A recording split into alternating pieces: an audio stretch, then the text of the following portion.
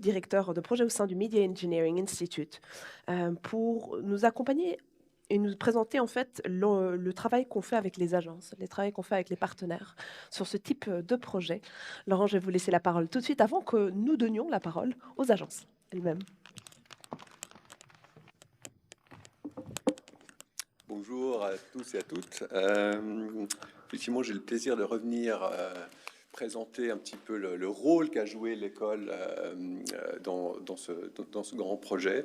Et je vais revenir sur deux points en fait, très spécifiques et très pragmatiques par rapport à la présentation qu'on vient d'avoir, qui était flamboyante et très agréable à suivre.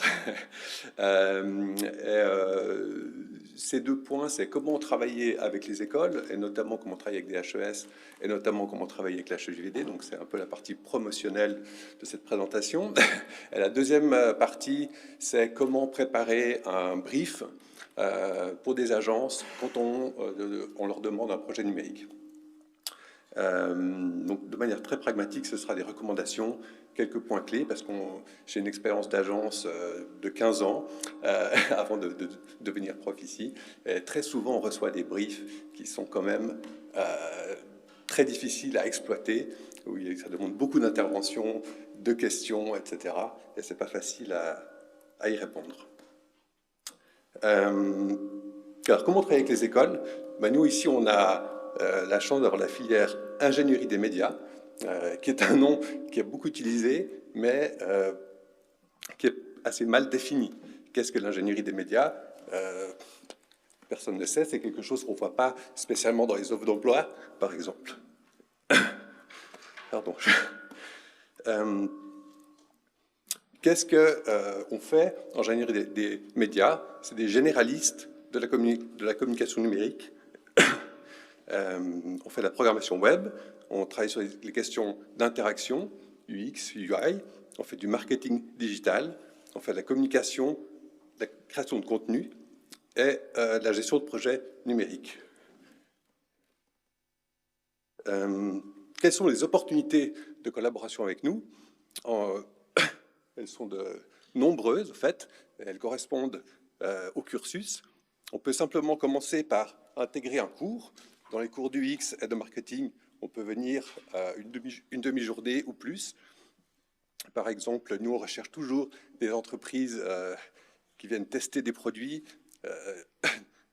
tester des méthodes pour évaluer la qualité de l'interaction.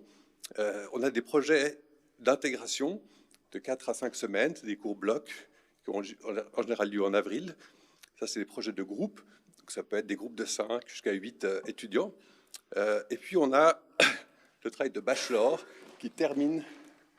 Merci. On est tous malades, en fait. Je suis un peu essoufflé. Merci. On a le travail de bachelor qui est un travail important, qui termine la formation, qui dure 14 semaines. Et là, c'est une vraie opportunité pour des musées, mais des institutions, des entreprises, d'avoir un étudiant et une étudiante à disposition pendant 14 semaines pour travailler sur une problématique spécifique, un projet, vraiment, et le faire aboutir. Et puis finalement, on a cette semaine crunch qui a lieu en mars. Et là, il y a tous les étudiants de l'HEJVD qui se réunissent, qui forment des groupes multidisciplinaires et qui travaillent sur des problématiques amenées par des institutions, par des entreprises. C'est dans ce cadre-là, d'ailleurs, l'année passée, que le projet du smartphone de Ramu a émergé. Je fais un peu de pub parce que c'est le bon moment, il faut s'y prendre un peu en avance. C'est le bon moment si vous avez une opportunité à proposer pour un sujet de TB. On est vraiment aujourd'hui dans la phase pour les 3e années de recherche de sujets. Donc, n'hésitez pas à m'envoyer un email pour me proposer des sujets. Voilà. Comment briefer une agence pour un projet numérique? Comment décrire un objet immatériel dont je ne connais pas le fonctionnement avec un langage que je ne maîtrise pas? C'est à peu près la problématique avec laquelle on a été confronté avec les musées de Puy. Eh bien, on est obligé de partir de certaines choses qu'on connaît, de revenir, je crois, les quelques points clés que je cite ici. Quelle est l'origine et la mission du projet? À quoi est-il destiné? Comment il s'inscrit dans la mission? Ça, je crois que c'était vraiment la première chose à laquelle il faut essayer de réfléchir, je crois que Stéphanie l'a très bien expliqué, plutôt que de parler de choses techniques, j'aimerais une interface dans le musée, on interagit avec les doigts, etc. Parlez plutôt des usages que vous souhaitez, des effets attendus que vous aimeriez voir. Utilisez des métaphores avec des objets physiques au besoin. Le cas typique, c'est le livre d'or, par exemple. Tout le monde sait comment on utilise un livre. On peut très bien s'emparer d'objets du réel pour parler d'objets immatériels, en tout cas dans un premier temps. Et peut-être le point le plus important, c'est aligner les compréhensions mutuelles. Ça, je pense que c'est un point clé. Et ça se fait dans une phase qu'il faut définir en début de projet.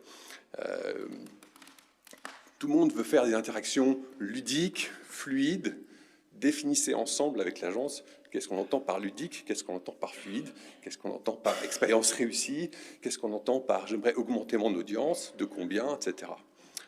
Y compris pour les termes techniques, qu'est-ce qu'un dataset, qu'est-ce qu'une base de données, à quoi ça ressemble, etc. Définissez ces termes ensemble, inscrivez ça dans le cahier des charges. Partagez vos questionnements aussi, ça je pense que c'est très important. Si vous avez des points qui ne vous semblent pas clairs, partagez-les aussi dans le brief.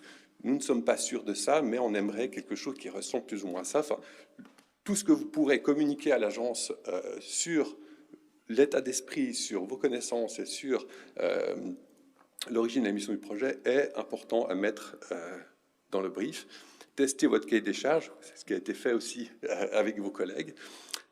Ça, c'est important. Donc, la recommandation, c'est rester transparent sur le contexte, vos motivations, vos questionnements et votre budget. Ça, je crois que c'est très important. En tant qu'agence, on aime savoir avec quoi on doit jouer, comment est-ce qu'on doit construire une proposition, dans quel cadre, dans quel périmètre, mais aussi en termes de budget.